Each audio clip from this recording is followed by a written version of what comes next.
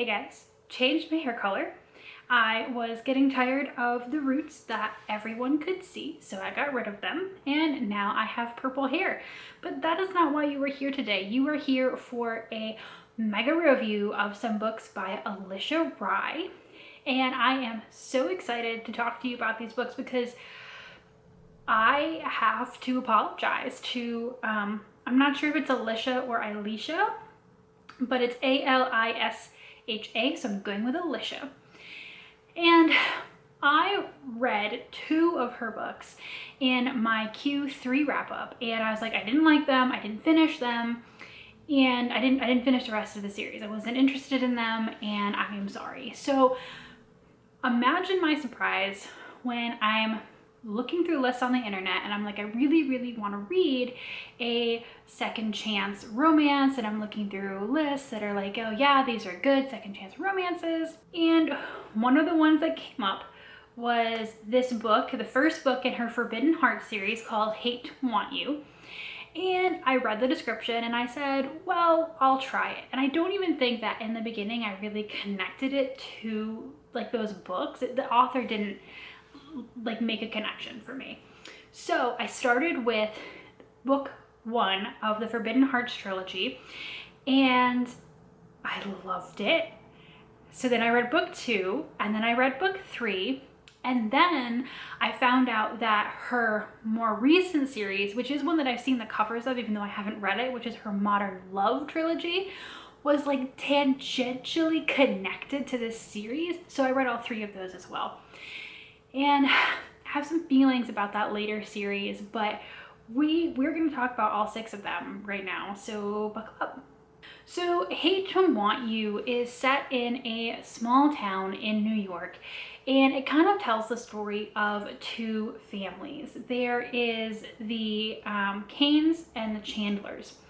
And once upon a time, the Canes and Chandlers operated a grocery store together, which became a chain, which made them lots and lots of money. But there was some tragedy that struck, and the surviving members of the Cane family sold their shares to the Chandlers. Sold being like, people think nefarious things were afoot, and the younger members of the Cane family were so upset. There was some arson. It's like a whole small town, very like Romeo and Juliet type of a thing. And of course, we have the only daughter of the Cane family that remains, and the golden boy son of the Chandlers, who were dating when all of this went down. And of course, after their families became mortal enemies, broke up. So about 10 years have passed since this initial situation, and Livy Cane and Nicholas Chandler have been secretly meeting once a year on Livy's birthday to basically hook up. And Livy will text Nicholas some coordinates, they'll meet up, they basically don't talk, they just have sex, and then they're done. And this has been going on for some time, but on Livy's last birthday, she didn't contact Nicholas. So imagine his surprise when she shows up randomly back home in this small town, and it appears that she's going to stay a while. So Livy didn't come home for Nicholas, but obviously there is some severely unfinished business between these 2, and there's also a lot of unfinished business between their families. This is a diverse book. It's really interesting. There is some Hawaiian, Samoan heritage going on. There is discussion. Livy's grandfather was Japanese and he was in an internment camp, and that's actually how the 2 grandfathers met.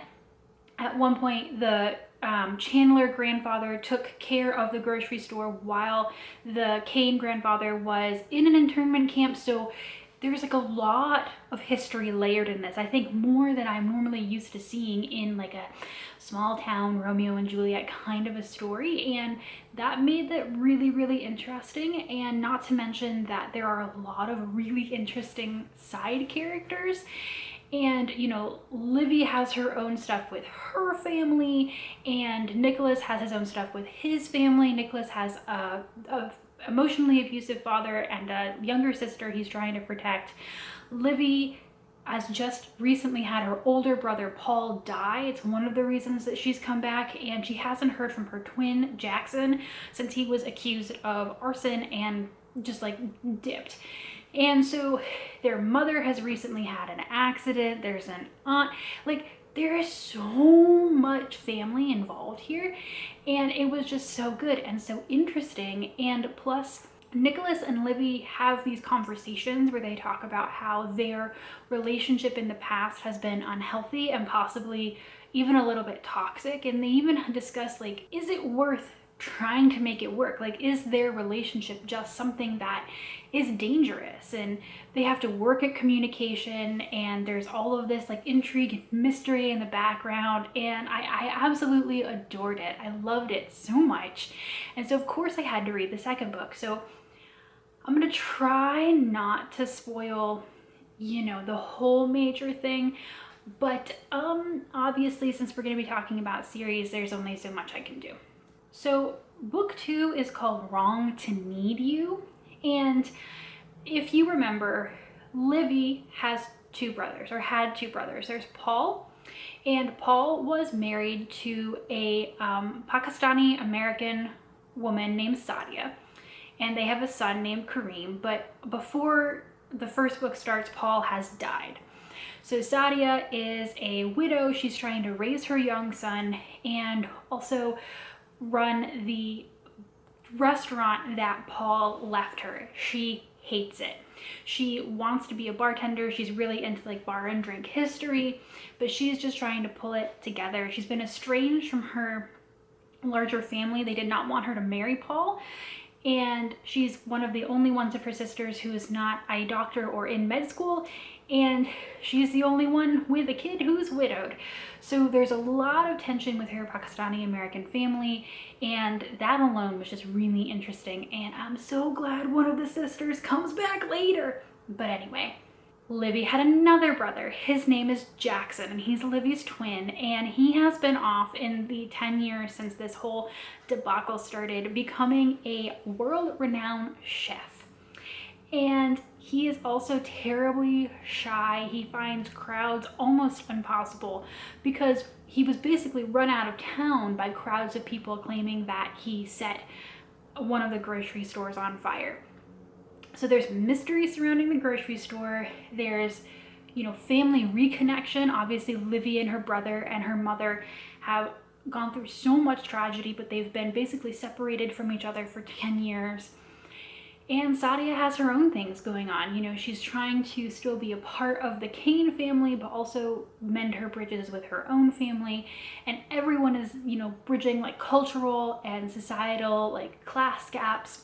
And so in this book, Jackson returns, and he feels like he is obligated to take care of Sadia, so he starts cooking for her restaurant. And Sadia feels obligated to him for helping to save her, so she lets him stay in the apartment above her garage.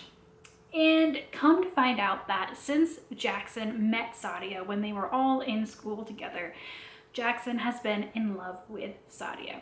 But of course, Sadia fell in love with his older brother, so he quashed all those feelings deep down. But now his brother is dead, and Sadia has realized that Jackson is not a little kid anymore. So, shenanigans ensue, obviously. And this one was so adorable also because, you know, Jackson is really reticent, and sometimes there's this weird, like, you know, the guy is really shy, but he has to come out of his shell, and Sadia is just like, yeah, he has all of these reasons to be shy, and that's just who he is, and she's very accepting of him. And there isn't this whole big arc about him having to change, or this whole big arc about Sadia having to change. They are two people who know what they want out of life, but they're just not getting it at this particular moment. But they come together in a relationship, and they work together towards their own goals, which end up working out together. So that was also just really great. There wasn't like a, you know, Jackson, you'll fix everything with your family, and Sadia, you'll fix everything with your family, and everything will be great and wonderful. But like, they are who they are, and life is what it is, but together they can make it work. So That plus the continuing mystery of the Kane and Chandler family saga was just really great and wonderful, and these stories are so complicated. I loved it. I loved it so much. Total 180 from the first 2 books that I read by Alisha Rai. So then you get to book 3. I didn't like book 3 as much. This is Hurts to Love You.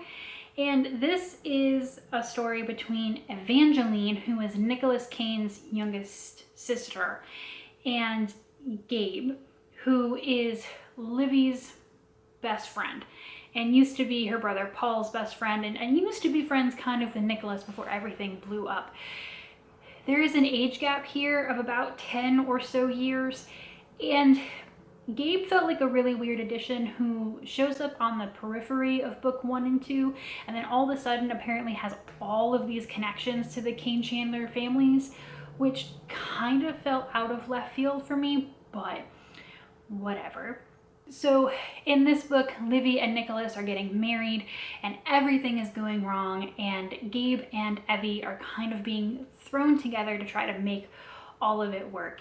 And Evie has had a crush on Gabe for like his entire life, but there are some secrets that Gabe is keeping that make it really, really hard for him to interact with the Chandlers and Kanes at all. But of course, in this book, all of the secrets finally come to life, and that's marvelous. One of the interesting things about this book is that Evangeline has had her entire life kind of scripted for her by her emotionally abusive father, and she clearly has issues that have not been addressed.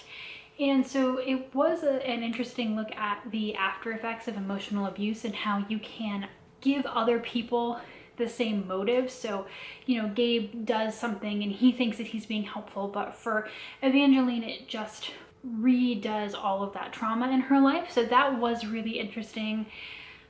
But I just didn't feel like this one was as well done as the last couple. I think because this book is trying to create a new story but also wrap up the Kane Chandler drama, it's trying to do 2 things at once, and therefore Gabe and Evangeline don't get as much room to grow together. But I did really enjoy it. It was a good, solid ending to the series, and Gabe's character then introduces his sister, Rhiannon, who is the main character of the first book in the Modern Love trilogy. But the Forbidden Love trilogy, I just feel like it was so good. The storylines were so complicated.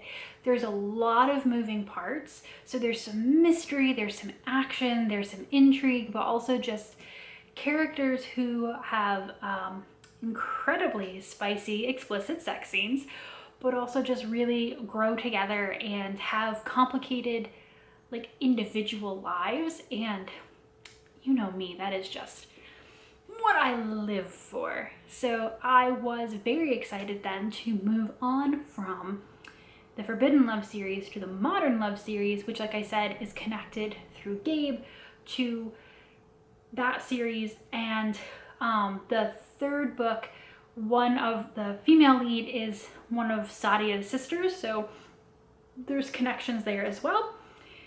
However, I don't think this series was as good, and I don't know if it's because it was trying to be gimmicky. It was a little bit slower. I don't know. We're gonna talk about it. So the first book is called The Right Swipe, and Rhiannon, Gabe's sister, is a multi-millionaire verging on billionaire in Silicon Valley, and she made all her millions by creating a dating app called Crush. And the male lead in this one, his name is Samson. He's an ex-football player from a legacy family of football players, but he dramatically quit football when he walked off the field to basically protest that one of his friends on the team, after getting a concussion, was asked to go back out there. So there's a strong CTE storyline in here, as well as Rhiannon trying to be a woman in a very male-dominated industry. Several months before the start of this book, Samson and Rhiannon met via Crush and had a one-night stand. And Samson basically convinced her, hey, I think there's something really interesting here. Let's meet again. And Rhiannon, you know, she's kind of like a one and done kind of girl, but she opens her heart up a little bit to him and says, okay, we can meet again. And then Samson never shows up. So Rhiannon's feeling really betrayed by him, kind of pushed him out of her mind.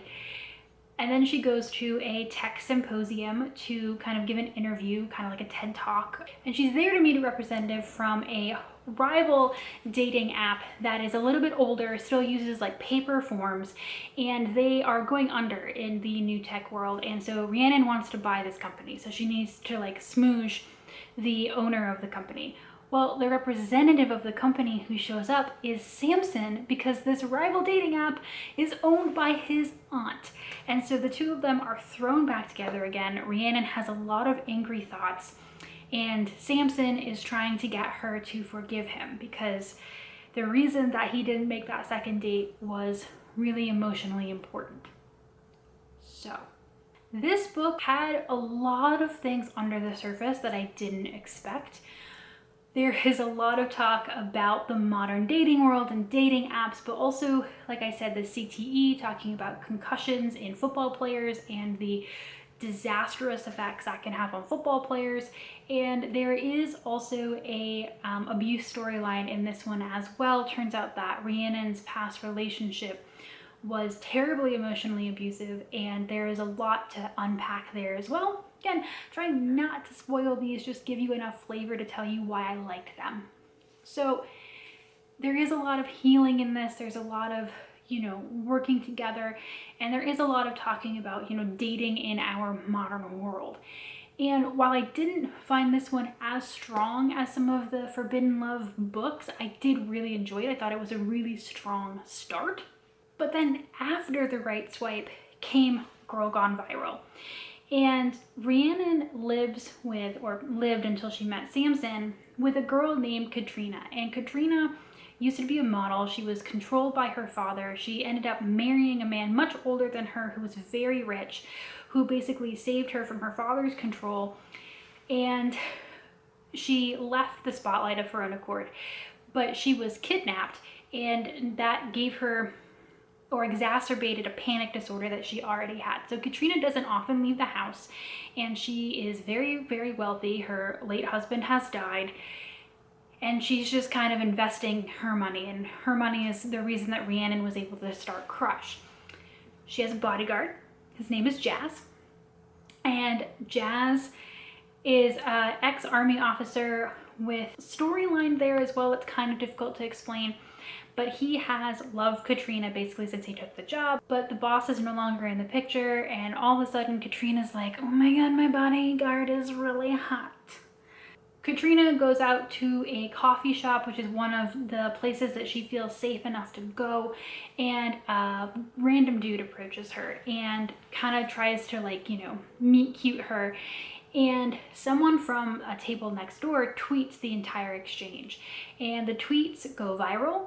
And then the guy who she was talking to, who she turned down, ends up like on Good Morning America, essentially saying that this is this generation's like perfect love story. And so Katrina, who never ever wants to be in the spotlight ever again, asks Jazz to take her away, and they run away to a cabin on the property of Jazz's family's peach farm, which sounds wild, but actually means they are incredibly and wildly wealthy. This one had a lot of moving parts that I really liked in the other ones. Like I said, the panic disorder, her relationship with herself, her therapist. There's a lot of talk about therapy and how we use that. Jazz has his history as an army officer. There is the history with his family. And so on the surface, it seemed like it had a lot of really great bits to it as well.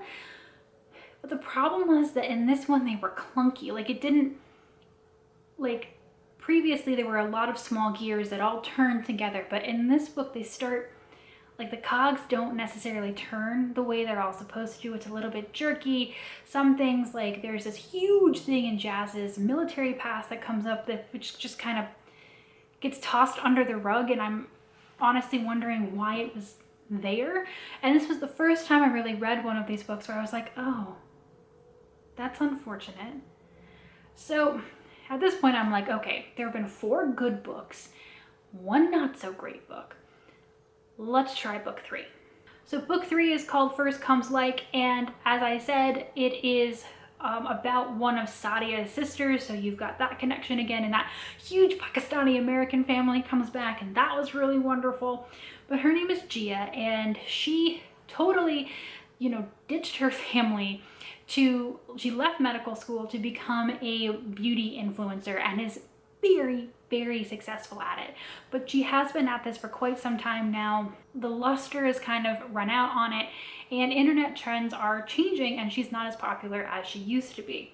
The gentleman in this equation, his name is Dev, and Dev was a Bollywood star who has recently come to America for his first Hollywood role. And Gia thinks that she has been texting him for the better part of a year. So she finally gets up the gumption to go to a Hollywood party and introduce herself, and Dev has no idea who she is. She has been catfished by someone using his face. Dev meets Gia and is like, wow. So he obviously tries to find out who did this, and there's a lot of things wrapped up in this. So there is, of course, Gia's job and her family, and trying to get her family to understand that what she does is a real job and it does make her quite a bit of money. Dev has recently had his older brother die, and he has taken care of his daughter. And so he has a niece that's living with him, and this crazy family, like legacy Bollywood castle of actors who in India are incredibly popular and don't understand why he's come to America. And, they end up liking each other in real life and going on some adventures. And this one as well was just, there was less going on, first of all. Gia's family, she was really worried about them accepting her, but that didn't end up being like a really big issue. And then Dev was really concerned about his family, but it didn't end up turning into an issue. And then there were some things that I thought were being set up as conflict that then just kind of rolled over. This book, after so many complicated plots, just kind of felt like something that just kind of rolled right into the ending, and it just wasn't great. And maybe had I read it, not having read the rest of these books, I would have thought, oh, well, this is really cute and interesting. But having seen Alisha Rai do better, this one just felt like a really, really big disappointment. So not a fan of how these series ended, but if you are going to go read any of these, I highly, highly recommend the Forbidden Love series. Those are just really good, and I loved them, and they're a little bit campy, but a little bit great, and I think they're fantastic, and I just wish that there was more of the human in the Modern Love series. There was definitely an attempt to put that in there, but I don't know if the attempt to run that shtick, like the Modern Love shtick, right? There's topics about modern dating in all of them, and I don't know if trying to make that emphasis run through all 3 books cut into the human capacity or what, but they just did not work as well.